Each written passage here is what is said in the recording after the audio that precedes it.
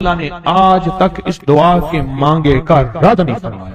ایک واقعہ ہے حضرت علی کرم اللہ وجہہ کا۔ حضرت علی ایک سفر میں، تجارت کے سفر میں تشریف لے گئے، سفر تجارت میں آپ تشریف لے گئے۔ جب وہاں آپ تشریف لے گئے تو دیکھا ایک شخص ہے جھونپڑی، اس میں سے کرہانے کی آواز آ رہی ہے۔ آپ اندر تشریف لے گئے تو صاحب خانہ نے اندر سے آواز دی، جو بھی صاحب آ رہے ہیں اجازت سے آئیں۔ سمجھ گئے اندر مستورات ہیں۔ وہ صاحب باہر تشریف لے آئے تو پوچھا کیا ہوا، کرہانے کی آواز کیا ہے؟ کہا میری بیٹی ہے، جنگل میں لکڑیاں لینے گئی، اس کے اوپر ایک درخت گر گیا کاٹتے کاٹتے، اور اس کی وجہ سے اس کی کمر ٹوٹ گئی ہے، اب یہ بستر میں پڑی ہے، اب یہ بیچاری تکلیفوں اور دکھوں میں۔ آپ نے فرمایا کوئی مسئلہ نہیں، میں ایک عمل کرتا ہوں، تو ایسا کر صرف اس کا کپڑا لے آ۔ آپ نے اس کے کپڑے کو سامنے رکھا، اس کو کہا اس کو پکڑ، اور اس کی طرف یوں انگلی کی، اور یہ دعا جو اب ہم پڑھنے لگے ہیں، بس یہ دعا پڑھی، اور صرف چند بار ہی پڑھتی، اندر آوازیں خاموش ہو گئی، چپ ہو گئی۔ آپ نے فرمایا پوچھو جا کے۔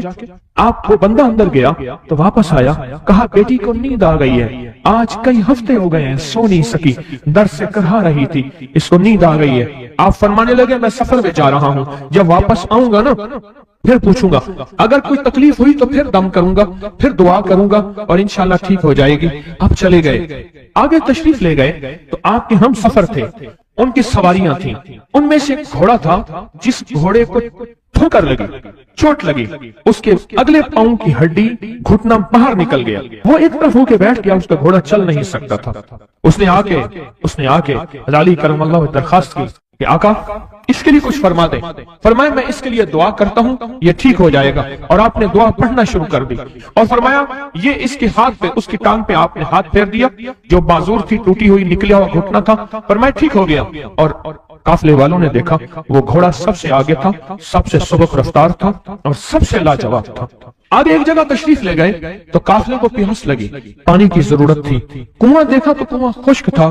آپ نے فرمایا کوئی بات نہیں، یہ دعا پڑھی، اور دعا کو پڑھ کے اپنا لعاب کنویں میں ڈال دیا۔ فرمایا کنویں میں پانی کا ایک جوش اٹھا، اور پانی اٹھا اور منڈیر سے باہر نکلا، لوگ پینے لگے تو آپ نے روک دیا۔ فرمایا مت پیو، کنویں کا جو کھڑا کالا پانی ہے وہ نکل جائے، اور پھر شفاف پانی جب نکلا، فرمایا یہ پانی پیو، بشیزیں بھرو، سواریوں کو پلاؤ۔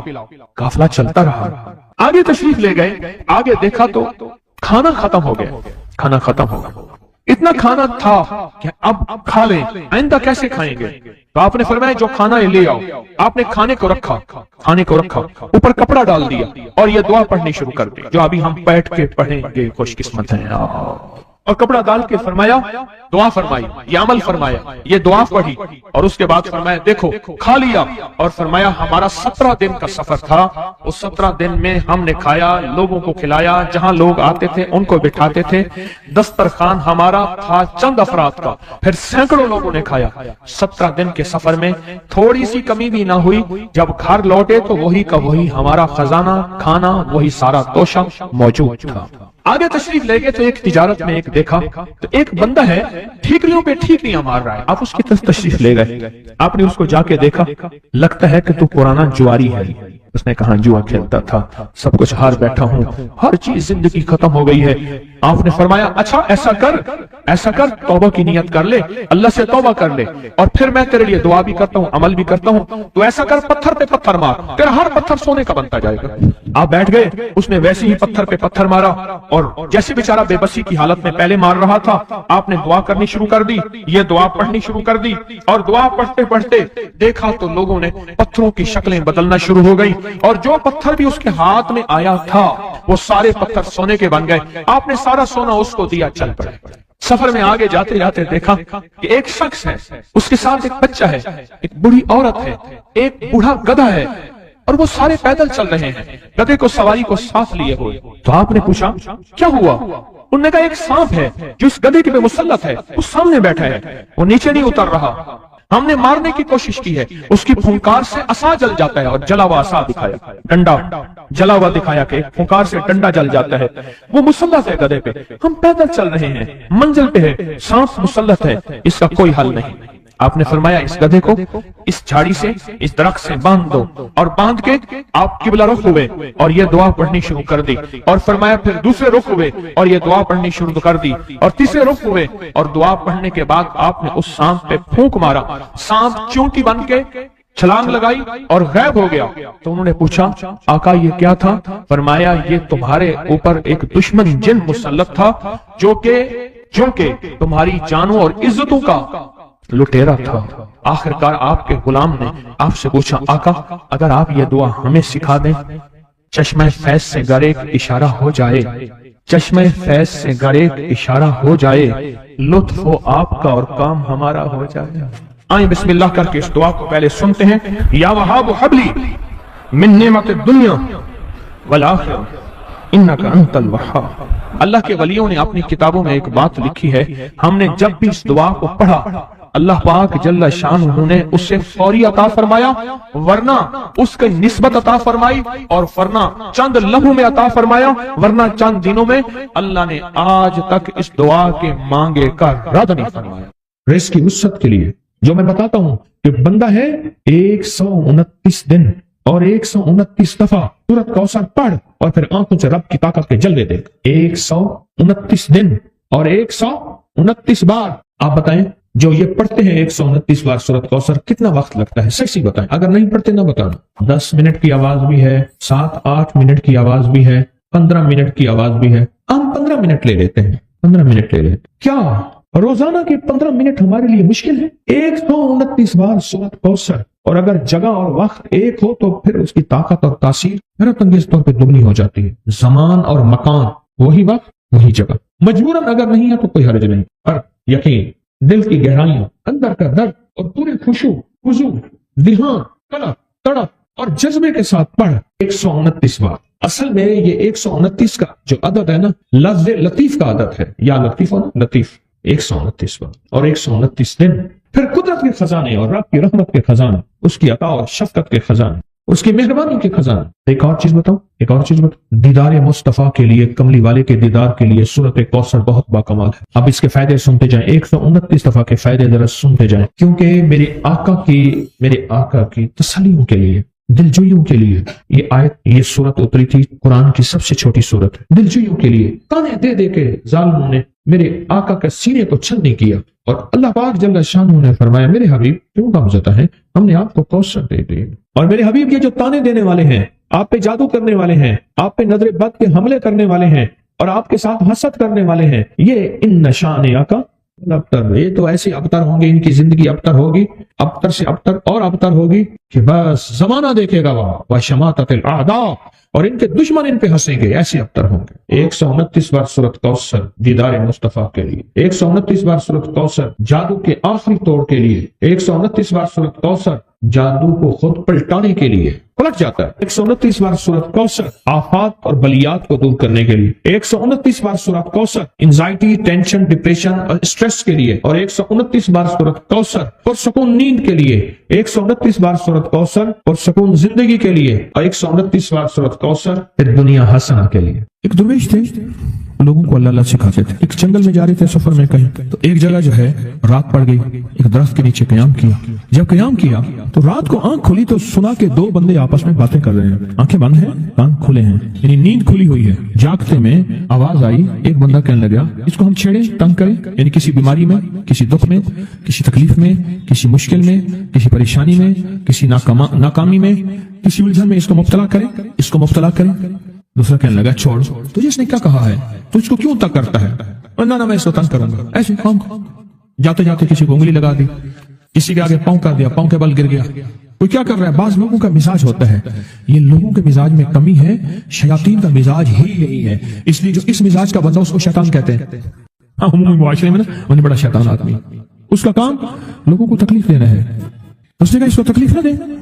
اچھا یہ سن رہا ہے، یہ سن رہا ہے، اس نے کیا کیا؟ دل ہی دل میں شاہد اللہ انہ لا الہ الا، یہ قرآن پاک کی دو آیتیں بغیر حساب تک انمول خزانے میں، قرآن پاک کی آیت ہے، یہ اس نے دل ہی دل میں پڑھ لی، بس ایک دفعہ پڑھ لی، دل ہی دل میں۔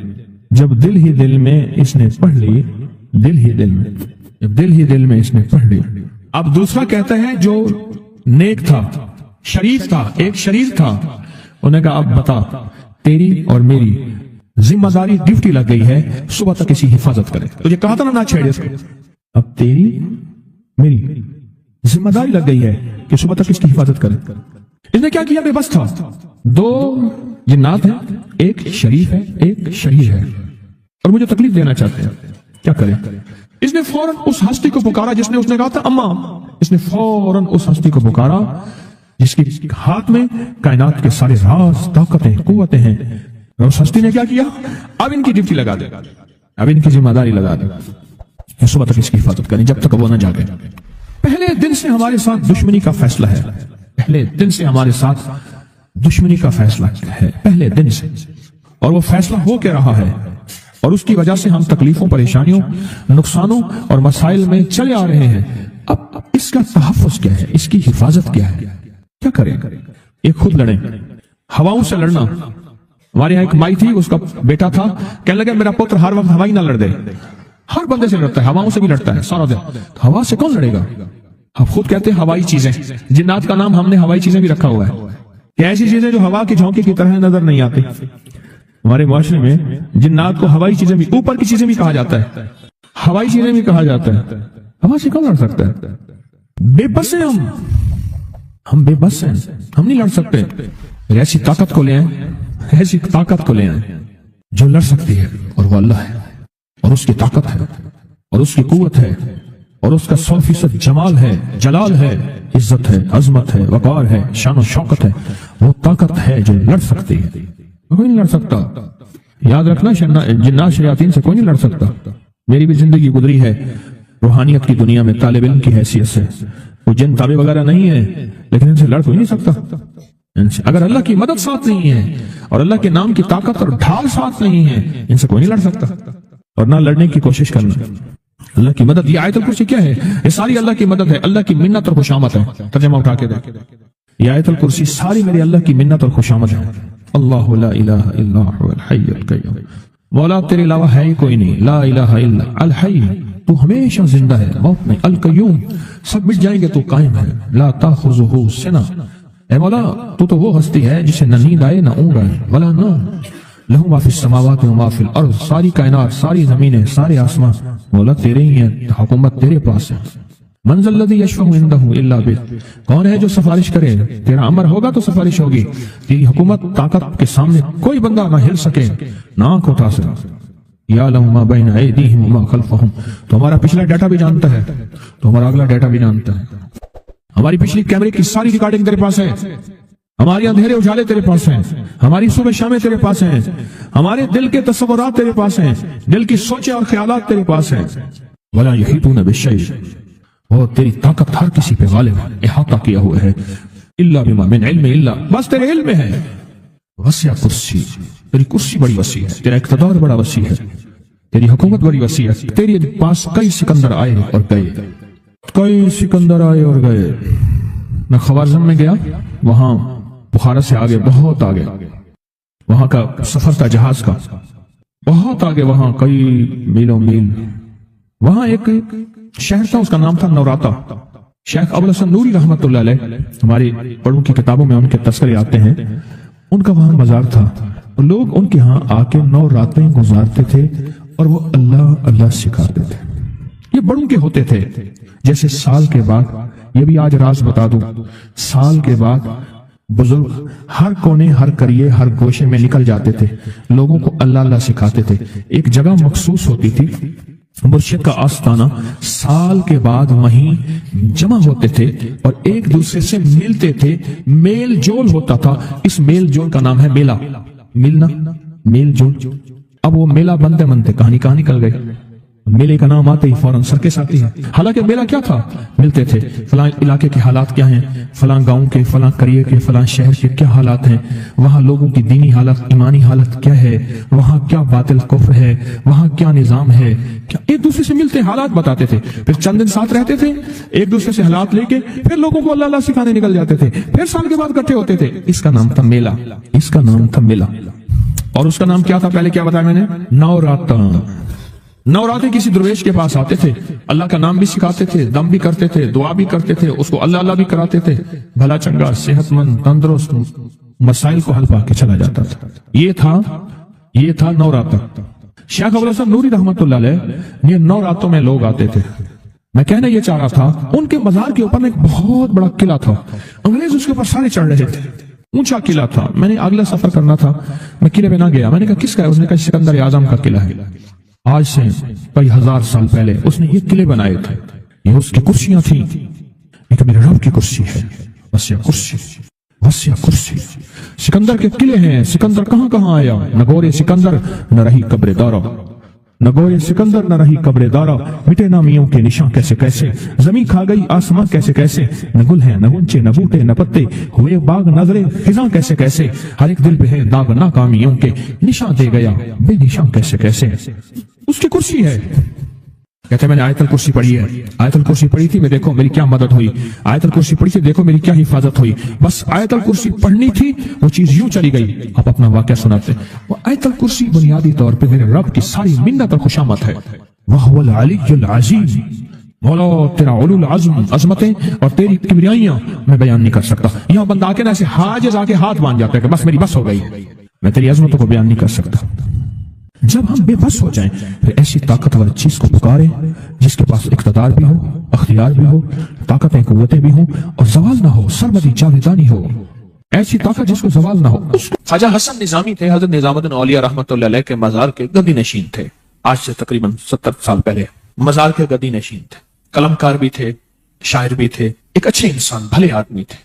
وہ اپنے واقعہ سناتے ہیں، وہ کہتے ہیں کہ میں سو رہا تھا، میں نے محسوس کیا کہ میرا جسم سے گوشت ختم ہو گیا، کئی سالوں کا مردہ ہوں اور میری ہڈیاں ہیں، صرف ہڈیاں ہیں، اور ان ہڈیوں کے ارد گرد کوئی بندہ ہے آ گیا، ارد گرد بندے آ گئے، بہت سارے افراد آ گئے اور مجھے کوڑے سے مار رہے ہیں اور میں چیخ رہا ہوں اور میری آواز کوئی نہیں سن رہا۔ انہوں نے چند بار کوڑے مارے ہی تھے، تھوڑی دیر ہوئی، گونج پیدا ہوئی اور اس گونج کے اندر ایک لہریں تھیں جو آ کے ان کو لگی اور ان کے ہاتھ سے کوڑے گر گئے، پھر لگی وہ خود گر گئے، پھر لگی وہ مٹی ہو گئے، پھر لگی وہ گونج آ رہی ہے، قریب آ رہی ہے، قریب آ رہی ہے، قریب آ رہی ہے، اور ان کی مٹی اڑ گئی، اور وہ پھر لگی، وہ صفا ہستی سے مٹ گئے، وہ گونج آ کے مجھے لگی، راحت کا ذریعہ بن گئی، جو کوڑوں کی تکلیف تھی وہ ٹھنڈک، اور آ کے وہ میرے اوپر چھاؤں بن گئی، اور میں اس میں دب گیا، میں اس میں چھپ گیا۔ میں نے پوچھا کیا تھا؟